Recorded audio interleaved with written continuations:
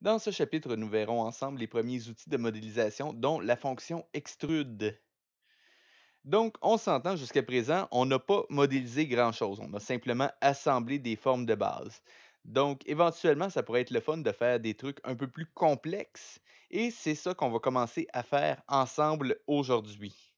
Donc, je vous invite évidemment à relancer Blender si ce n'est pas déjà fait et à vous créer une nouvelle scène. Donc, si jamais vous avez simplement continué à partir de votre exercice jusqu'à présent, faites simplement CTRL N pour faire un nouveau et confirmer avec le menu qui s'affiche. Donc, encore une fois, je vais simplement aller activer mes raccourcis clavier en bas pour que vous puissiez voir ce que je fais. Donc, voilà qui est fait. Ça devrait aller. Donc, aujourd'hui, on va commencer à partir de notre cube. Donc, pour l'instant, on a travaillé toujours avec ce qu'on appelle le mode objet. Le mode objet nous permet principalement de sélectionner différents éléments, donc par exemple caméra, lumière, cube, et de les déplacer ou les transformer dans notre espace 3D. Ça peut fonctionner pour ce qu'on a fait jusqu'à présent, mais dès qu'on veut faire quelque chose d'un peu plus complexe, ça peut être un peu limitatif. Là, on va voir ensemble ce qu'on appelle le mode Edit, le Edit Mode. Donc, pour rentrer en mode Edit, vous allez cliquer sur l'onglet Object Mode et sélectionner Edit Mode. Déjà, vous allez voir que votre cube a changé de couleur. Ça veut dire qu'il est sélectionné en entier. Donc, si je le déplace, tous ces éléments vont suivre ensemble, mais vous allez voir qu'il y a une petite différence. Si je reviens en mode objet, le manipulateur, lui, reste là, mais l'objet, lui, a été modifié. Donc, si je reviens en mode Edit, je vais maintenant vous montrer comment transformer la forme de votre cube de base. Donc, un objet 3D est constitué de trois éléments. Le vertex, c'est-à-dire un point, un sommet, qui est ici. Ensuite, on a une arête, qui est un espèce de bâton qui relie deux vertex ensemble. Et finalement, un polygone. C'est un petit peu comme en géométrie, comme on voit à l'école. Donc, sommet, arête ou edge en anglais, et une face ou un polygone. Donc, jusque-là, c'est pas trop compliqué. Ce qu'il y a d'intéressant, c'est que chacun de ces éléments-là peut subir les mêmes transformations que l'objet. Donc, par exemple, si j'ai ma face ici, je peux la déplacer, donc lui faire subir une translation. Je peux lui faire subir une rotation et je peux l'agrandir ou la rétrécir. Donc ça, déjà, ça va vous permettre de transformer un peu la forme de votre cube. Cependant, ça reste encore un petit peu limitatif, surtout que je n'ai pas encore montré comment sélectionner différents éléments. Donc, si vous descendez en bas, vous avez encore une fois votre translation, rotation et scale. Et juste un petit peu plus loin à droite, vous avez le mode point, donc le mode vertex qui permet de sélectionner des vertex, des points, des sommets. Juste à droite, vous avez le mode edge qui vous permet de sélectionner un edge. Et juste encore un peu plus loin, vous avez le mode face qui vous permet de sélectionner un polygone ou une face.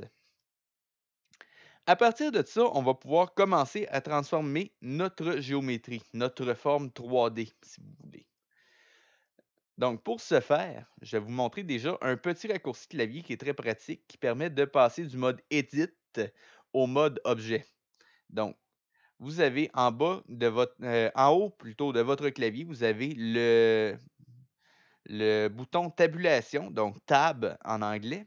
Si vous appuyez dessus, vous allez pouvoir passer du mode Objet au mode Edit. Et outre le cube qui change un petit peu, vous allez remarquer qu'à gauche complètement de votre écran, vous avez le menu Tools qui va changer d'une option à l'autre. Donc, si vous regardez plus attentivement, si je suis en mode Edit, vous avez toute la partie en bas ici qui a été changée. pour aller chercher le Mesh Tools. C'est à partir de ça qu'on va faire de la modélisation. Pour la vidéo aujourd'hui, on va se concentrer surtout sur le Extrude. Le Extrude, qu'est-ce que c'est? Ça va permettre de sortir plus de polygones à partir d'un polygone. Par exemple, si je clique sur Extrude Région, ici, je me retrouve avec des nouveaux polygones qui sont apparus sur mon objet. Je peux le faire à partir de n'importe quel composant. Donc, par exemple, si je sélectionne une face ici, je peux l'extruder et je peux continuer comme ça autant que je veux. Voilà. Donc, juste pour continuer. On peut aussi le faire à partir d'un edge. Si je sélectionne un edge, ça irait mieux. Donc, extrude région. Ou même, à la limite, si on veut, à partir d'un vertex. Mais pour l'instant, je vous le dis tout de suite, ne faites pas ça. Ça a une utilité, mais on verra ça plus tard. Pour l'instant, contentez-vous d'extruder des polygones, donc les faces, ici. Pour l'instant, je vais vous montrer deux types d'extrudes différents dans cette vidéo-ci. Donc, on a le extrude région. Si je sélectionne, par exemple, plusieurs polygones, voilà. Avec le extrude région, mes polygones vont rester liés entre eux. Donc, si je déplace mes polygones de côté ici, ça vient étirer celui qui est au centre. Donc, maintenant, si je sélectionne encore mes trois polygones ici et que je fais maintenant cette fois-ci un extrude individuel, donc individual, ici, et que je viens déplacer mes polygones sur le côté, je me rends compte que chacun de mes polygones a été extrudé comme une face à part entière. Donc, je vous invite à pratiquer la modélisation à partir d'extrude comme on l'a vu. Amusez-vous, faites simplement n'importe quoi, entre guillemets. Vous pouvez vraiment commencer à modéliser des trucs un petit peu plus complexes pour l'instant. Donc, si je viens juste supprimer mon objet ici et que je viens me créer à la base, par exemple, un cylindre, voilà, je vais pouvoir, quoique je vais juste diminuer un petit peu son nombre de côtés, voilà. J'entre en mode Edit avec tabulation. Je sélectionne une face, je vais l'aplatir un petit peu. Voilà. Et je vais commencer à faire de la modélisation avec des extrudes. Donc, dans ce cas-ci, je vais faire un extrude région. Je vais le monter un tout petit peu. Et pour confirmer, j'appuie sur le clic gauche. Et mon extrude est fait. Je vais maintenant juste scaler un petit peu ma face. Voilà.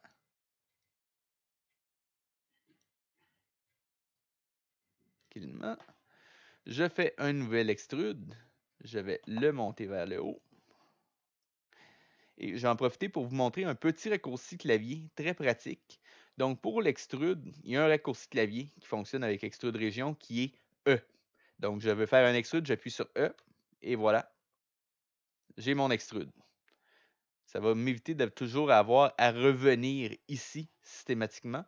Donc, maintenant que c'est fait, je peux aller agrandir ma face ici et voilà. Je fais un nouvel extrude, l'agrandir encore un petit peu. Encore une nouvelle extrude. Là. J'ai peut-être été un petit peu trop haut, donc je vais aller rebaisser ma face. Voilà. Je fais un nouvel extrude. Clic droit parce que je ne veux pas le bouger. Je le laisse au même endroit. Je viens rétrécir un petit peu ma face. Je fais un nouvel extrude. Clic droit parce que je ne veux pas le bouger. Et je vais rabaisser ma face. Et je me retrouve avec une très jolie coupe de vin. Donc là, je ne vais juste pas aller trop loin. Je fais faire un nouvel extrude. Clic droit parce que je ne veux pas le bouger. Je vais rétrécir un peu ma face. La rétrécir, dis-je. Là, on va l'abaisser. Et voilà, j'ai ma coupe qui est terminée. Donc, je vous invite à en faire autant. Modéliser un objet simple. Et comme d'habitude, vous pouvez partager l'image que ça vous donne par Facebook ou en lien sur la vidéo. Ça va me faire plaisir de regarder ce que vous faites.